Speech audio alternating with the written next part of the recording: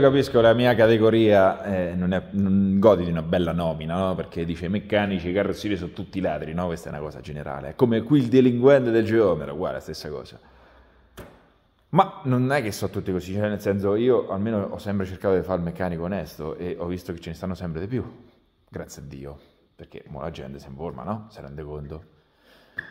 Ma quando tu, scusate lo sfogo, riesci a finire la macchina del cliente dentro il fine settimana che gli serve a tutti i costi, sul preventivo gli calcoli 10 ore di lavoro, ce ne metti 11, glielo dici, ma gli dici che te ne faccio pagare 10 uguali.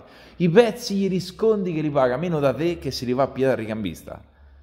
E quando devi pagare fa, ma un po' di sconto me lo fai, beh?